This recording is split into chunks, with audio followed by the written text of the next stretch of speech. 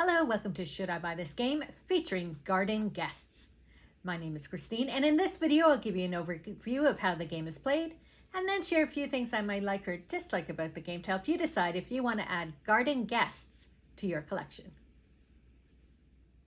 Here we have the game Garden Guests, and the goal of this game is to make it across from one side to the other side of the board before your opponent, blocking their route. On your turn, you can either collect flowers, which are your cards, you can build a colony, or you can lay a path. So when you want to collect flowers, you start with 5 cards in your hand. And you have these 2 cards here, and you can choose which one. So if I want 3 cards, I pick 3 cards to add to my hand, and then the 3 I would turn it over, and the next time I could pick 2 cards. Or I could have picked 1, and the next time I could pick 4. And that's how you are collecting your cards. You're allowed to have 15 cards in total in your hand. Now that we have some cards, we can see what we have. I like to put the like flowers together so we can see how many we have of something. And maybe I want to make a colony. And to make a colony, you need at least 1 card. But the more cards you have are the better chance of your opponent not knocking you off. So I have 2 pink flowers. I take my larger little tiles with the beetles on it, and I would lay it on the coordinating tile like this, and then add a flower on top like that. And that is how you build a colony. And the colony is where you can make your paths from. So with these ones here, I connected them. And once they're connected, they are safe. So if I wanted to make a path from there to there, I would look at my cards and I'd see I have 2 tulips. I don't have any pink flowers currently, and then I have this one. So maybe I would want to gain some more cards before I could lay a path. So maybe this time I'll take 4 cards. I would turn this over, and of course my opponent would be going in between. But then now on my next turn, I have enough cards that I could connect. So I have 1 tulip. I like to do them one at a time to make sure I have the proper cards. Then I'll go with my pink cards. So I have a pink card for that one, and a pink card for that one. And then I have this flower for my last one. And that is how you lay a path. You use flower cards in your hand to connect from pedestal to pedestal, or you can connect from the pedestal to your home area. So I was white, going from white to white, and Mark was the sort of goldy color, and his goal was to go from this side to this side. And I was able to block him here so he couldn't cross over. And that is how, in this game, I won. Now, once you connect your pedestal, then you take this off, or your colony, pedestal's colony, you remove it, and then it is now safe. As long as that flower is still on there, which one was it again? The pink. Your opponent can come in with 3 flowers and remove you and put themselves there. So it isn't safe until you connect it, but once you connect it, you remove all that and just leave it like this, and it is safe from then on.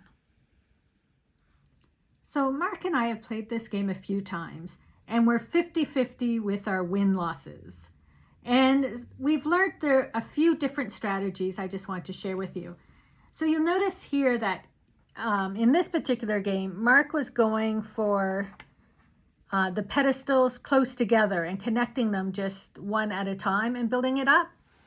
Whereas I only actually built 3 and went with a big hand of cards and then was able to connect longer paths to get myself across the board. So there's the 2 different ways of doing it. You can either have a big hand of cards and try to make those big moves where you can like go far distance like this one here, or you can just keep trying to block slowly if you're not getting the cards you want. he was able to get a bunch of cards and came close to blocking me here, but I made it in before he was able to do that.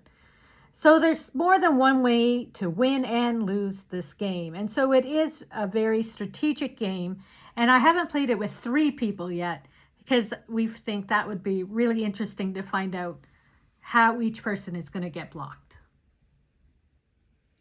Now I'm going to talk about a few things I really like about the game. And the first thing is the art. The art is the reason why I bought this game, because I do a lot of art journaling and I've made tons of hand-cut flowers similar to these. And so I was really drawn to it. As well, all of the beetles have a different design on them, which I think is really cool, and they coordinate with your pieces. And then here you can see more of those hand-cut. She painted paper and hand-cut them and then glued them all together. And I can really appreciate all that work. And the next thing is about the gameplay. This is an easy game to play, a hard game to master. The concept is easy. You draw cards, you make your little colonies, you lay a path. But trying to figure out your strategy on how you're going to beat your opponent is different every game. It's all based on the flowers you have in your hand. Like Mark only needed a couple flowers, but he didn't have them and wasn't able to connect it and block me. And that's what happens in this game. You're like, it's so close, and you just don't have that flower you need. There are a few wild flowers.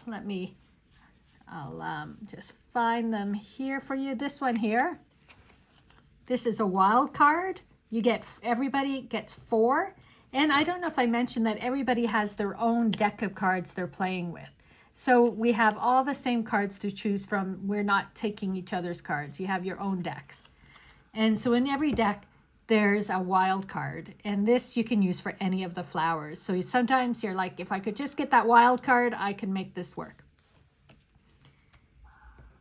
And so just the strategy behind it, we really enjoy.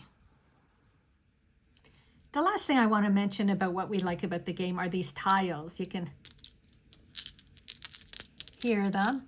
They're a nice like acrylic tile, and I'm very happy that they didn't cheap out and just make cardboard tiles.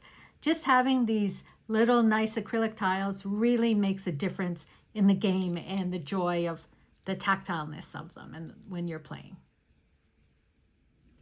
So we're trying to think of what we dislike about the game. As I mentioned, the art is great, the components are great, and it's a strategy game. So it's more based on whether you like to play strategy games. You can play this with more people in teams. I haven't done that.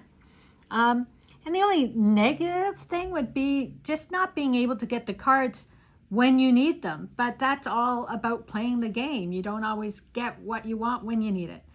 So when you're trying to decide if you should buy this game, it would just be based on you've seen how it's played. Does the concept appeal to you? Do you like sort of that strategy-based game? So let me know in the comments if you have played Guarding Guests and what you think of this game.